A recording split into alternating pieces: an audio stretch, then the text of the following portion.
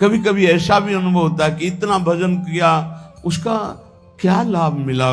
बार बार विपत्ति, बार बार समस्याएं, बार बार तिरस्कार, अपमान। ये धूल भरी आंधी माया की है। आंखें तुम्हारी देखने में समर्थ नहीं हो पाएंगी धूल भरी माया में, पर आंख मूंद कर विश्वास करो, कोई तुम्हें अपनी भुजाओं में भरे हुए है। तुम्हें धूल भरी आंधी नहीं ले जा पाएगी।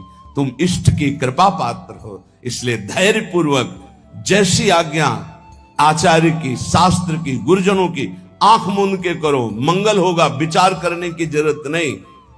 गुरुजनों की आज्ञा पर विचार नहीं किया जाता, बिना ही विचार करी शुभ जानी। तो जो हमारे आचार्य कह रहे हैं, इष्ट निष्ठा, प्रसाद निष्ठा, नाम निष्ठा, धाम निष्ठा, ये सब परम पद प्रदान करने वाले। कल चर्चा में आखिरी में कहा, तुम्हें विश्वास है कि तुम्हें भगवत प्राप्ति होगी? तो पहली बार में कम, फिर दूसरी बार में ज्यादा, फिर काफी लोग नहीं थे जो अंदर से उत्साह पूर्वक बोल सके। इसका चिंतन हुआ हमें कि क्यों नहीं ये बोल पा रहे? क्योंकि उनको अपना चरित्र दिखाई देता है, उनको अपना बल दिखाई देता है, उनको प्रभु के चरित्र और प्रभु का बल नहीं दिखाई देता।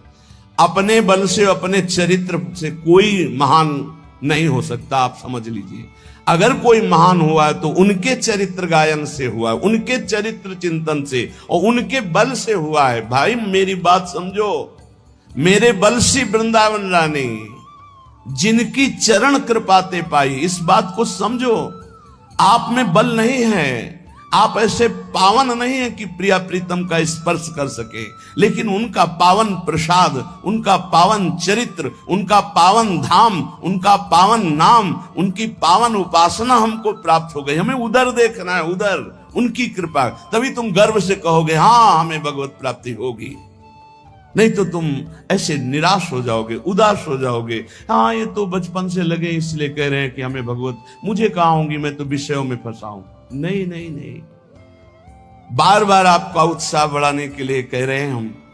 सोचो तुम्हें भगवत प्राप्ति हो जाएगी, क्योंकि तुम प्रसाद भोक्ता हो, तुम नाम जापक हो, तुम भगवत शरणागत हो, तुम धाम में बैठे हो। विश्वास करो। बिल्कुल सरल उदाहरण, इसको केवल दिमाग में बैठा लो। दो महात्मा भजन कर रहे थे, एक बट वृक्ष के नीचे, एक पीपल वृक्ष के नीचे। नारद जी निकले तो बट वृक्ष वाले ने साष्टांग दंडवत किया, महाराज आप तो कभी कभी भगवान वैकुंठनाथ के समीप जाते, मैं उनका दास हूं, कभी स्मृति दिलाना और पूछना कि अमुक जगह बट वृक्ष के नीचे जो महात्मा भजन करते उनको आप कब दर्शन देंगे।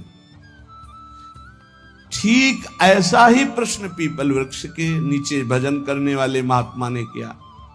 देवर्षि नारद जी कुछ समय बाद वैकुंठ के दर्शन करके, वैकुंठनाथ से संभाषण करके वापस लौटे तो पहले पीपल वाले मिले। देखते ही साष्टांग दंडवत किया। इतने में बट वृक्ष वाले महात्मा ने भी देखा, समीप आ गए। दोनों ने एक साथ पूछा भगवान ने क्या कहा? तो बट वृक्ष वाले की तरफ देखा और कहा तुम्हें भगवान इसी जन्म में मिलेंगे। पीपल वृक्ष वाले महात्मा से कहा कि तुम्हें भगवान ने कहा है कि जितने पीपल के पत्ते इतनी बार जन्म लेना पड़ेगा तब तुम्हें भगवत साक्षात्कार होगा। वो नाच पड़े। बट वृक्ष वाले नहीं नाचे, पीपल वृक्ष वाले नाच पड़े, रोने लगे और कहा भगवान मुझे जानते कि मैं उनका भजन कर रहा हूं, भगवान मुझे जानते। इतना आनंद मगन हुए, इतना आर्त भाव से, हे करुणा वरुणालय, हे मेरे प्रीतम, वहीं भगवान प्रकट हो गए। उसी क्षण भगवान ने सबसे पहले हृदय से लगाया पीपल वृक्ष वाले महात्मा को। देवर्षि नारद जी ने प्रभु से कहा आपने हमें झूठा साबित कर दिया। क्यों? आप ही की खबर तो बता रहे थे, आपने कहा था पीपल पत्ते वाले को, जो पीपल जितने पत्ते उतना जन्म लेना पड़ेगा, और आप तो अभी दर्शन दे दिए। इनको बोले थे इसी जन्म में, तो चलो इसी जन्म में, समय तो निश्चित नहीं किया था, इनका तो सही हो गया, और इनके लिए आपने कहा था तो झूठा हो गया। बोले जो कई जन्म में भाव आना था, जैसे भजन कर रहे थे, वो भाव अभी आ गया, इसलिए अभी मिल गए, पूरा हो गया।